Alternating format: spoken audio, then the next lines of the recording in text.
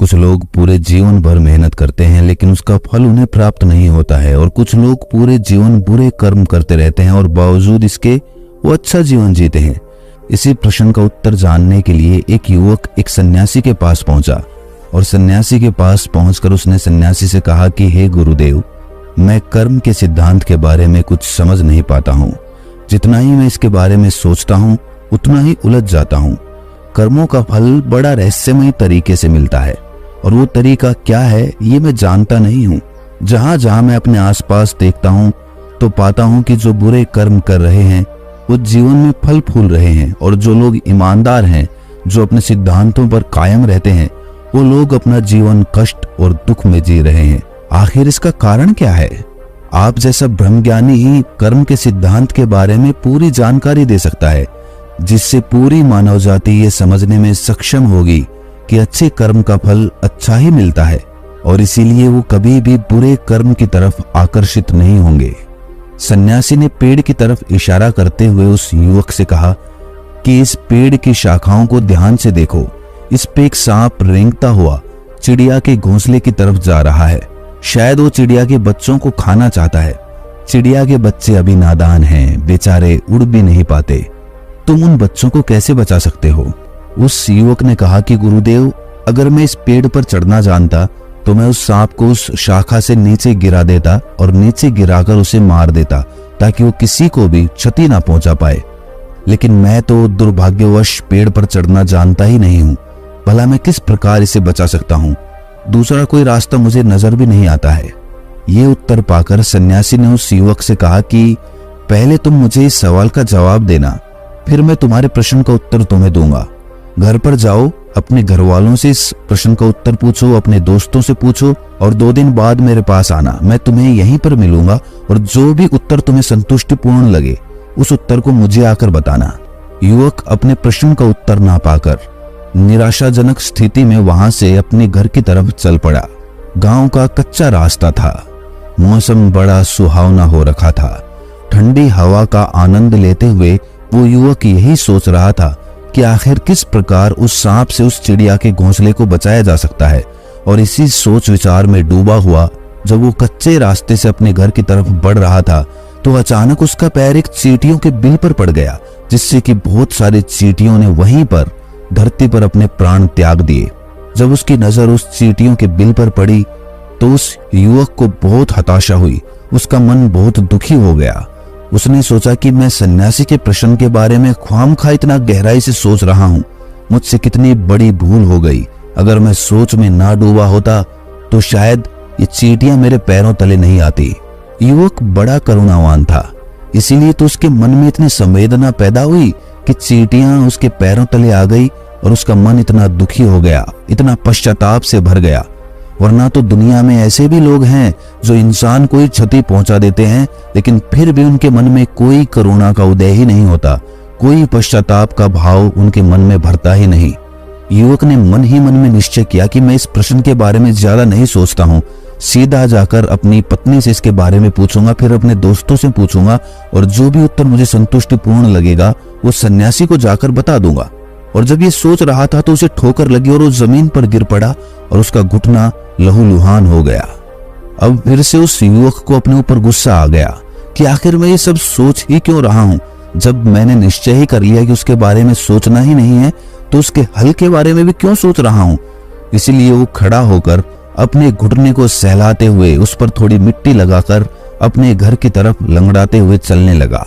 लंगड़ाते हुए जब वो अपने घर पहुंचा तो उसकी पत्नी ने उसे देखा और दौड़कर उससे पूछा कि आपके पैर में क्या हो गया, आप इस तरह लंगड़ाकर क्यों चल रहे हैं। लेकिन वो युवक सन्यासी के प्रश्न का उत्तर पाने के लिए अंदर से जिज्ञासा से भरा हुआ था। उसने अपनी पत्नी से कहा कि इस घुटने को छोड़ो, मैं तुमसे जो पूछता हूँ उसका उत्तर मुझे साफ साफ देना, सोच कर देना, और जो भी तुम्हारे मन में उत्तर पैदा हो उसे साफ साफ मुझे बता देना। उसकी पत्नी ने पूछा कि बताओ क्या पूछना चाहते हो। तो उस युवक ने कहा कि एक सांप एक पेड़ पर चढ़कर चिड़िया के बच्चों को खाने के लिए उसकी तरफ बढ़ रहा है।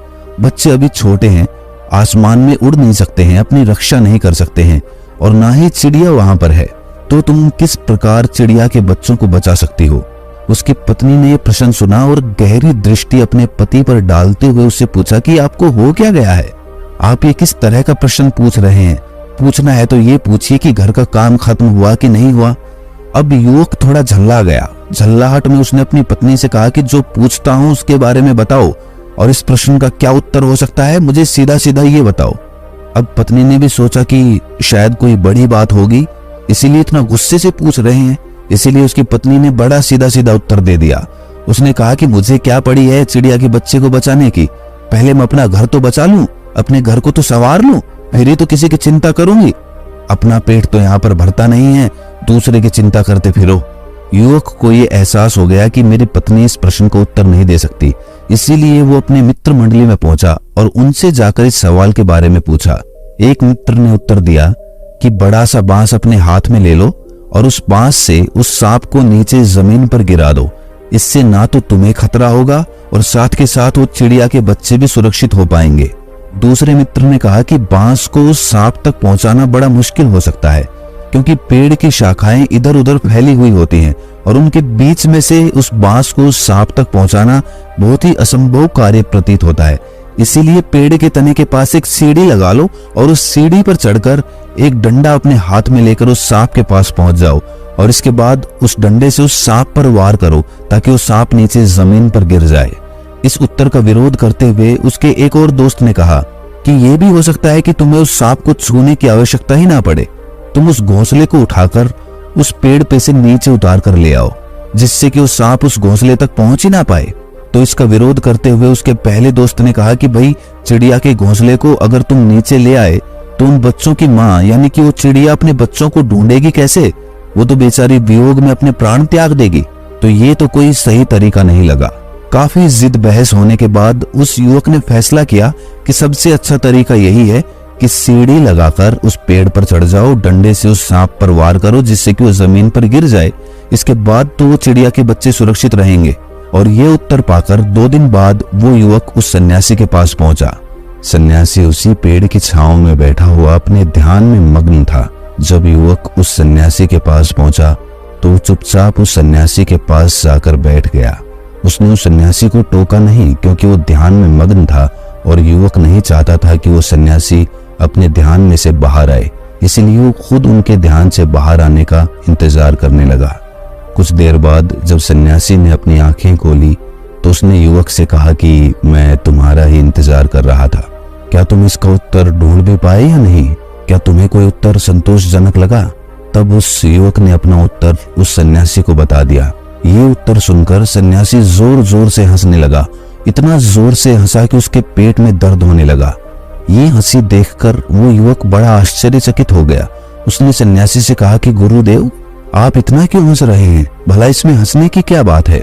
सन्यासी उसको इशारे से चुप करते हुए बोला कि अभी मेरी हंसी रुकने दो, फिर मैं तुम्हें बताऊंगा। कुछ देर बाद जब सन्यासी की हंसी रुकी तो सन्यासी ने उस युवक से कहा कि तुम सीढ़ी लेकर आओगे, सीढ़ी इस पेड़ पर लगाओगे और तब उस सांप को नीचे गिराओगे। तब तक तो वो सांप उस चिड़िया के घोंसले को ही खत्म कर चुका होगा। अरे वही सीढ़ी जंगल में कहां से आएगी? तुमने इतना भी नहीं सोचा? युवक भी ये उत्तर सुनकर बड़ा सोच में पड़ गया कि सन्यासी कह तो ठीक रहा है। अगर मैं घर से सीढ़ी लेने के लिए गया तब तक तो वो सांप उस चिड़िया के बच्चों को खा चुका होगा। आखिरकार युवक हाथ जोड़कर उस सन्यासी के पैरों में गिर पड़ा और उससे पूछा कि गुरुदेव, मैं बड़ा दुखी हो गया हूँ, कृपया करके आप ही मुझे इसका उत्तर बताएं। इस प्रश्न के बारे में सोचता हुआ जब मैं घर जा रहा था तो मेरे पैरों तले चींटियां आ गई और उन चींटियों की जान मेरी वजह से चली गई। उसके बाद ठोकर खाकर मैं खुद गिर पड़ा, जिससे कि मेरा घुटना लहूलुहान हो गया और इसका गुस्सा मैंने अपनी पत्नी पर निकाला। इस प्रश्न ने मुझे बहुत दुखी किया है महात्मन, कृपया करके इस प्रश्न का उत्तर दें। मैं अपने प्रश्न को भूल चुका हूँ और ये प्रश्न मेरे मन पर हावी हो चुका है। सन्यासी ने करुणावान नेत्रों से उस युवक की तरफ अपनी दृष्टि दौड़ाई। इसके बाद उस युवक से कहना शुरू किया। उन्होंने कहा कि हर एक इंसान की सबसे बड़ी समस्या यही होती है कि वो समस्या के बारे में सोचता बहुत ज्यादा है और जब तक उसको उस समस्या का हल मिलता है तब तक वो समस्या बहुत बड़ी हो चुकी होती है। फिर वो हल कुछ काम भी नहीं करता, उल्टा उस समस्या का हल खोजते खोजते वो कितनी बार अपने आप को दुखी करता है, कितनी ही चींटियों को अपनी सोच में डूबे हुए अपने पैरों तले रौंद देता है, खुद को भी हानि पहुंचा लेता है और फिर अपने घर वालों के साथ झगड़ा भी कर लेता है। इससे उसकी समस्या तो हल नहीं हुई, लेकिन उसके जीवन में समस्याएं और ज्यादा बढ़ गई।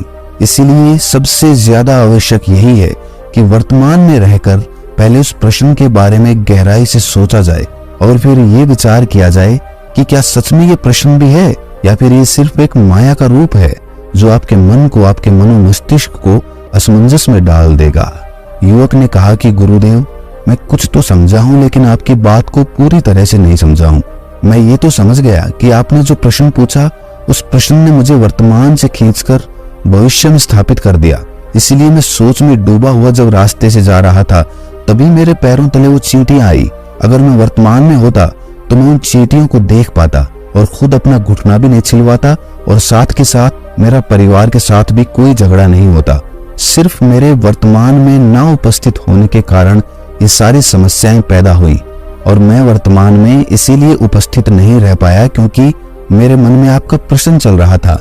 मेरा मस्तिष्क विचारों में डूबा हुआ था और अक्सर यही होता है, जब विचारों में डूबे हुए होते हैं तो प्रकृति के अनमोल खजाने को हम चूक जाते हैं। हमसे बहुत बड़ी बड़ी गलतियां हो जाती हैं जिनका एहसास हमें बहुत बाद में होता है। लेकिन मैं अब भी यही जानना चाहता हूं कि इस प्रश्न का उत्तर क्या हो सकता है।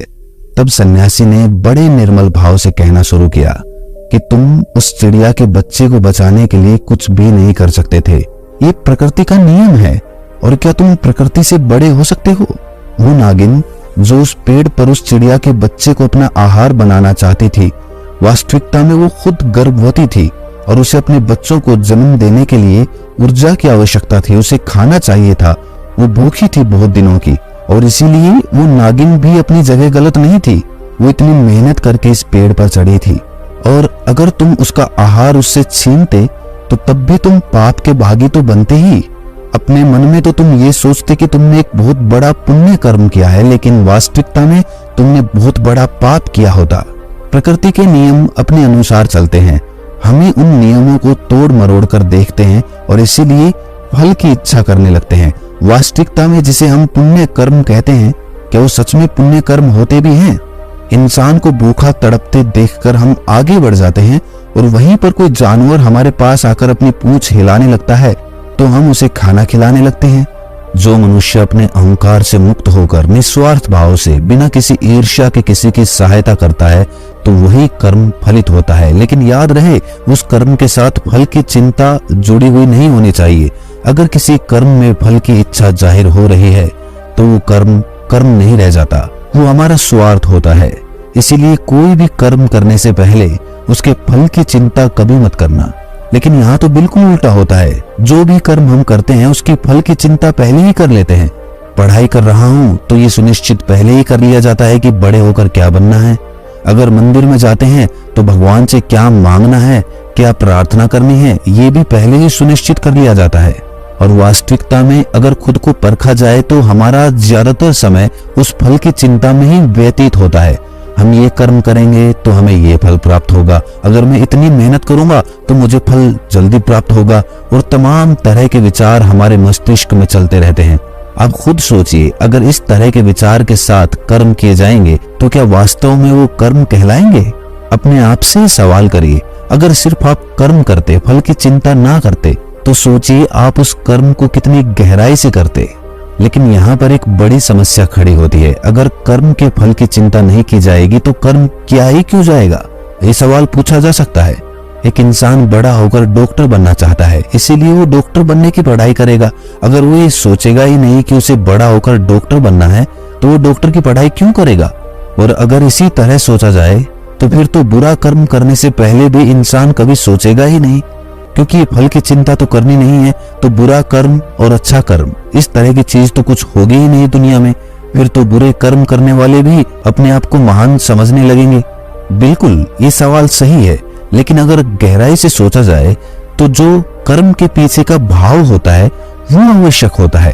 अगर आप कोई कर्म कर रहे हैं और उस कर्म को करने के प्रति आपके मन में किसी को ठेस, किसी को हानि पहुंचाने की इच्छा है, तो आप अपने आप को ही हानि पहुंचाएंगे। तो उस कर्म का फल भी स्वाभाविक रूप से पीड़ादायक ही होगा आपके लिए।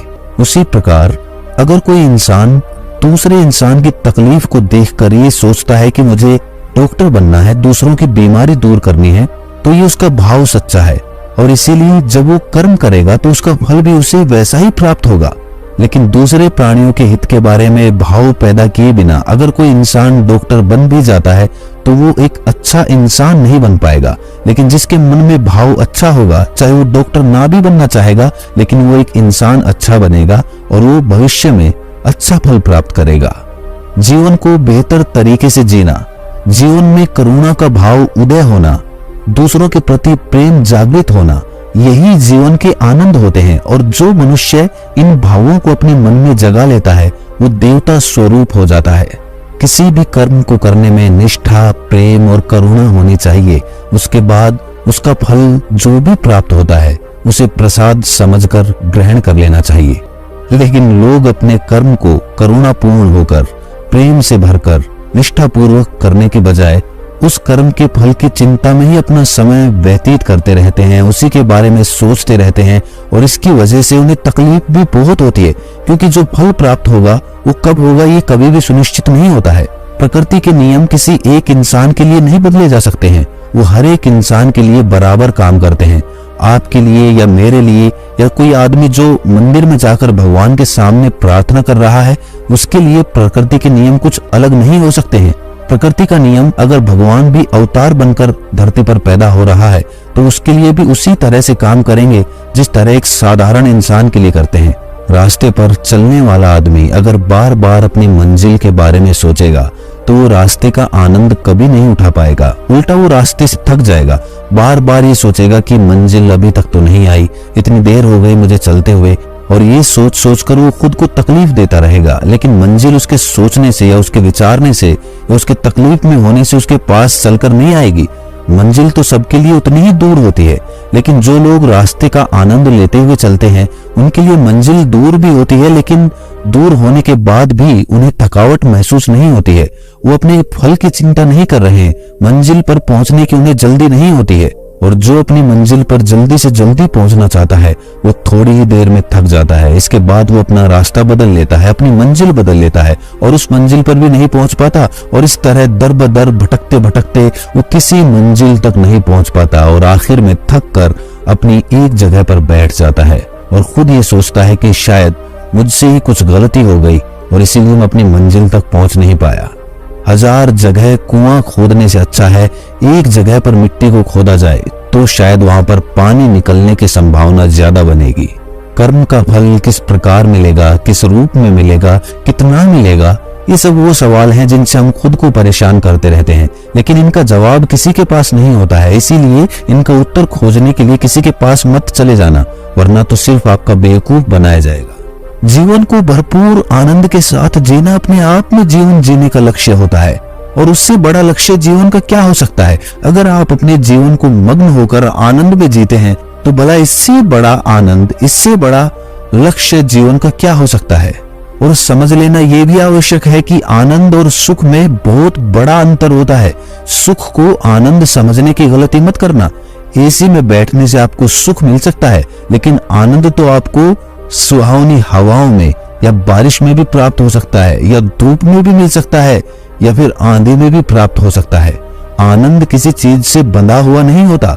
भौतिक सुविधाएं जो होती हैं वो आपको सुख प्रदान कर सकती हैं, लेकिन आत्मिक आनंद कहां से प्राप्त होगा वो तो आपको खुद खोजना पड़ेगा। उसके लिए तो अपने मन को समझना होगा, मन को खाली करना होगा, अपने मन के साथ एकाकार होना पड़ेगा।